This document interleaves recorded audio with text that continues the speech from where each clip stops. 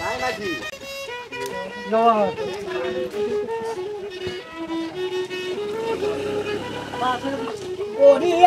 কেউ পায় মজা, আমি কেন পাইলাম সাজা। তুমি আমার মনের রাজা, কয় পাগল সালাম গো।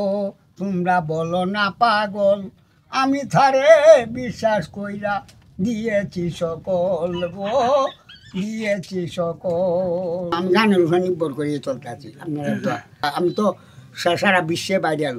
আমার সংসদ ঘুরাইছে বালতি গায়া গেলা রে বন্ধু, একই প্রেমের প্রতিদান। তোমার ভালো বাসা পাইলে এত নষ্ট হইতাম না, তোমার ভালো বাসা পাইলে।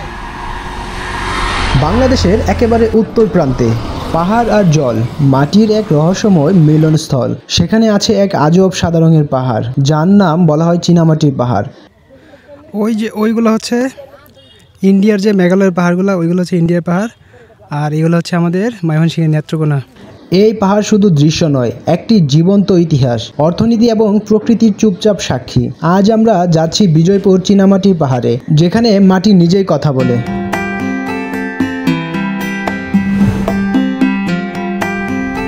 সুসং দুর্গাপুরের বাজারের ঠিক আগে যে ব্রিজটা আছে, ব্রিজটা পার হতে হতেই হঠাৎই চোখ যেন থমকে যায়। ঠিক বাম পাশে অসীম সবুজে মোড়ানো পাহাড়, আর হচ্ছে নদীর শান্ত বিস্তার। যেন প্রকৃতি নিজ হাতে এই দৃশ্যগুলো এঁকে রেখেছে শুধুই দেখার জন্য। আর পাহাড়গুলো দূর থেকে খুব সুন্দর লাগছিল। সুন্দর এই দৃশ্য দেখতে দেখতে চলে এলাম বাজারের ঠিক মাঝখানে। সাধারণ একটা ছোট্ট বাজার। ময়মনসিংহ দিক থেকে এলে বাজারটা পেরিয়ে হাতের বাম দিকের রাস্তায় যেতে হবে। বাজারটা পেরোতেই সেই নদীর দেখা। নদীটা সত্যিই বিশাল, কিন্তু আশ্চর্যের বিষয় এখন সেখানে খুব বেশি পানি নেই। নদীর অর্ধেকটা জুড়ে শুধু সোনালী বালুর চাদর, আর সেই বালুর মাঝ দিয়ে আমাদের বাইক চালিয়ে এগোতে হয়েছে। বালুর পথ পেরিয়ে যখন অবশেষে আমরা পানির ধারটায় পৌঁছালাম, সেখান থেকে আমাদের নৌকা পার হয়ে নদীর ওই পারে যেতে হবে। নৌকাটা ছিল বেশ বড়সড়। ধীরে ধীরে মানুষজন উঠতে শুরু করলো, কেউ হাতে বাজারের থলে, কেউ বা পরিবারের সাথে। এক কোণে গরু তোলা হচ্ছে। সব মিলে দৃশ্যটা ছিল দারুণ জীবন্ত। কিছুক্ষণ পর নৌকার ইঞ্জিনটা গর্জে উঠল। ধীরে ধীরে নৌকাটা ছাড়লো ঘাট থেকে। নদীর বুক চিরে এগোতে লাগলো আমাদের যাত্রা। আর চোখের সামনে খুলে গেল এক অন্যরকম দৃশ্যপট। সব মিলে দৃশ্যটা ছিল দারুণ জীবন্ত। গ্রাম্য জীবন, নদী, মানুষ আর প্রকৃতি সব একসাথে মিশে গেছে একই ফ্রেমে। নৌকা থেকে মেঘালয়ের পাহাড়ের দৃশ্যগুলো দারুণ লাগছিল।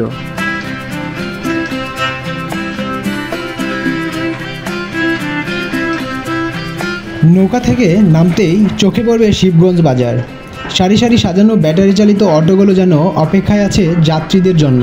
এই অটোই সরাসরি নিয়ে যায় বিজয়পুরের বিখ্যাত চীনামাটির পাহাড়ের দিকে। সবুজে ঘেরা এই পথ যেন মনকে ধীরে ধীরে শান্ত করে দেয়। প্রতিটি বাঁকে এক একটা নতুন দৃশ্য, এক একটা নতুন গল্প। মাঝে মধ্যে ছোট গ্রাম চোখে পড়ে। মনে হচ্ছে প্রকৃতি ধীরে ধীরে নিজের পর্দা খুলে দিচ্ছে। চীনামাটির পাহাড়ের সেই সাদা মাটির রাজ্যে পৌঁছানোর আগে এই পথের প্রতিটি মুহূর্তই মনে রাখার মতো এক অভিজ্ঞতা।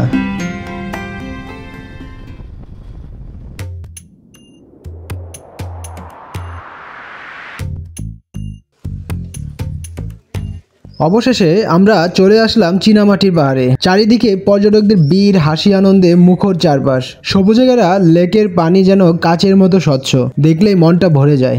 নরম বাতাসে পাহাড়ের গায়ে রোদ পড়ে ঝলমল করছে। মনে হয় প্রকৃতি নিজের হাতে এঁকেছে এই ছবিটা। সাদা চীনামাটির পাহাড়, স্বচ্ছ পানির লেক আর আকাশ মিলেমিশে তৈরি করেছে এক নিখুঁত সৌন্দর্যের ক্যানভাস।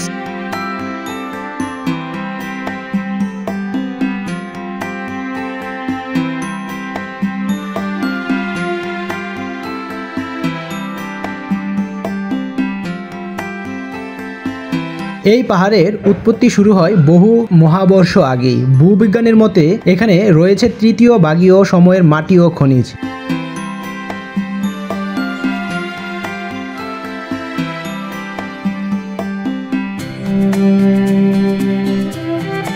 1957 সালে প্রথম ভূগর্ভীয় জরিপে এখানে চীনামাটির খনিজ শনাক্ত হয়। এরপর 1960-এর দশকে বাণিজ্যিক ভিত্তিতে উত্তোলনের কাজ শুরু হয়। তবে স্থানীয় ব্যবহার আরও পুরনো। স্থানীয় লোককথায় বলা হয় বহু প্রজন্ম আগে থেকেই মৃৎশিল্পে এই মাটি ব্যবহার করা হয়।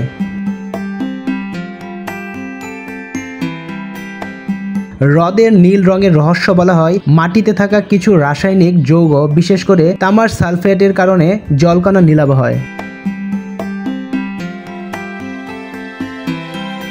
দুর্গাপুর উপজেলার কল্যাগুড়া ইউনিয়ন সহ কয়েকটি মৌজায় সাদা চীনামাটি, যাকে স্থানীয়ভাবে সাদা মাটি বলা হয়, প্রায় 15 কিলোমিটার পর্যন্ত লম্বায়, প্রায় 600 মিটার প্রস্থে একটি পাতলা রেল সারি পাহাড়ি টিলার মতো বিস্তৃত।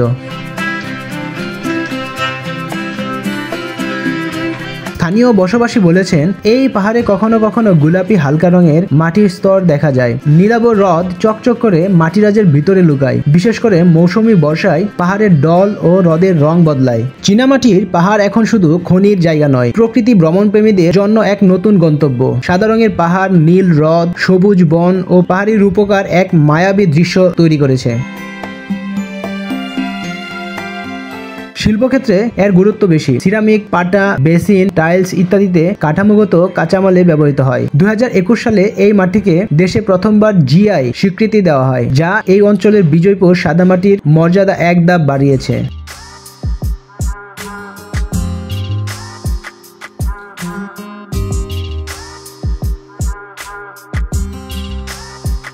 বেশ কিছুক্ষণ ঘোরাঘুরির পর নেত্রকোনার বিখ্যাত ভাইরাল বাউল শিল্পী আরজালের সাথে দেখা মাত্রই আমরা তার সাথে কিছুক্ষণ সময় কাটালাম এবং তার কণ্ঠে কিছু গান শুনলাম।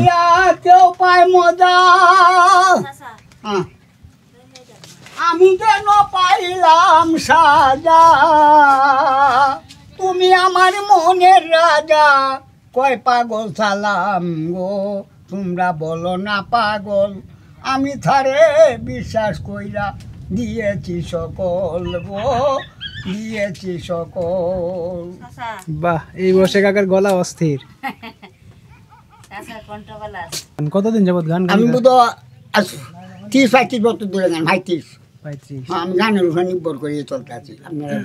আপনি কি সবসময় এইখানেই থাকেন? হ্যাঁ, এখানেই থাকি। আবার প্রোগ্রাম মিলে ডাহা ডুয়াও যাই। তাই নাকি? হ্যাঁ, আমি তো সারা বিশ্বে বাইরে আমার সংসদ ঘুরাইছে বালতিতে।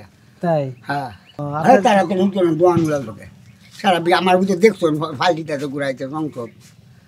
আমি আমার হাতে আমার করছি, সালাম জানাইছি লাউলিয়া। আমার 65 বছর বয়স।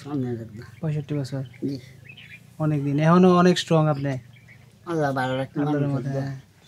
সবসময় আপনার এনে আসলে পাওয়া যায়? তারা বাইছি তাই। আমার স্বর্ণ ভুবনে কেউ হলো না আপন, পাগলটারে জানিয়া শুনিয়া শুনিয়া এখন আমি বেঁচে থাকবো কিনিয়া কিনিয়া, আমি এখন বেঁচে থাকবো কিনিয়া। দিনের পরে দিন যায়, রাখি শুধু গনিয়া।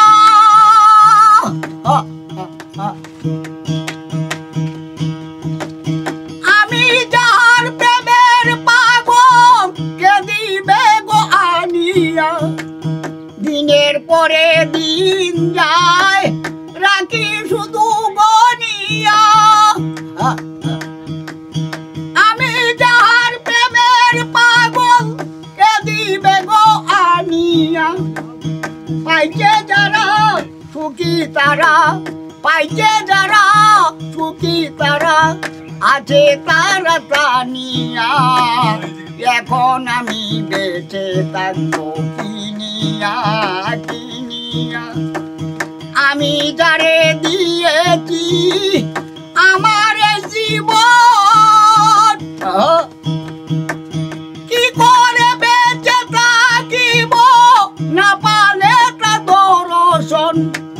সে যে আমার 7 রাজার দন, প্রাণেরও প্রাণ পিয়া, পাগলটারে জানিয়া শুনিয়া শুনিয়া। ভাঙিয়া পাগলটারে বেঁধে রাখবো কি দিয়া। এই জায়গাটা হইতেছে আপনার ইয়ার মতো, উপর থেকে পানি পড়ে না, খাল হয়ে যায় না, পানি মানে বৃষ্টির পানি পড়তে পড়তে শেপটা হয়ে গেছে এরকম।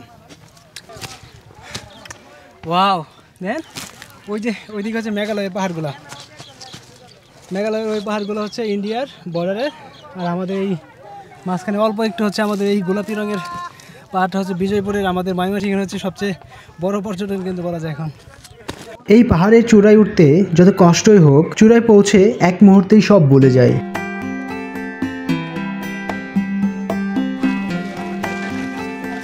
এইখানে দাঁড়িয়ে মনে হয় পৃথিবীটা যেন হাতের মুঠোয়, যত দূর চোখ যায় সবুজের ঢেউ শুধু গড়িয়ে পড়ছে পাহাড়ের গাবে। এখানে কোনো কোলাহল নেই, নেই কোনো ব্যস্ততা, শুধু প্রকৃতি আর এক অদ্ভুত নীরবতা। এই নীরবতার মধ্যেও কত কথা লুকানো, জীবনের, সময়ের আর আমাদের ভেতরের নিজস্ব শান্তির।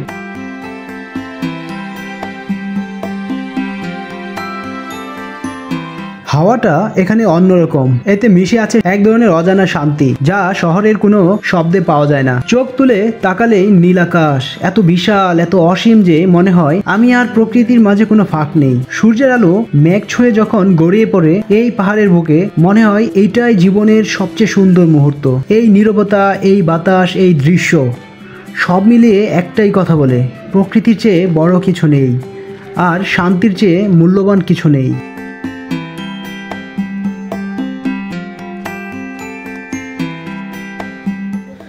ওই যে ওইগুলো হচ্ছে ইন্ডিয়ার যে মেঘালয়ের পাহাড়গুলো, ওইগুলো হচ্ছে ইন্ডিয়ার পাহাড়, আর এগুলো হচ্ছে আমাদের ময়মনসিংহের নেত্রকোনা।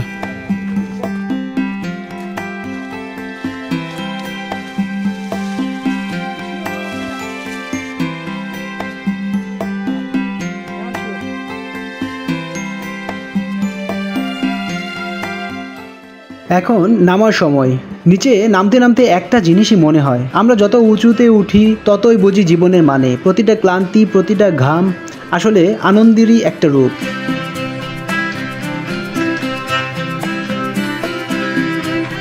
তো ভিউয়ার্স, আজকের যাত্রা এখানেই শেষ। বিজয়পুরের এই পাহাড় থেকে নামছি, সঙ্গে করে নিয়ে যাচ্ছি এই জায়গার শান্তিটা, এই বাতাসের সুবাসটা আর কিছু স্মৃতি। দেখা হবে কলমাকান্দার পরবর্তী ভিডিওতে। ভিডিওটি ভালো লেগে থাকলে অবশ্যই কমেন্টে আপনার অনুভূতিটি লিখতে বলবেন না।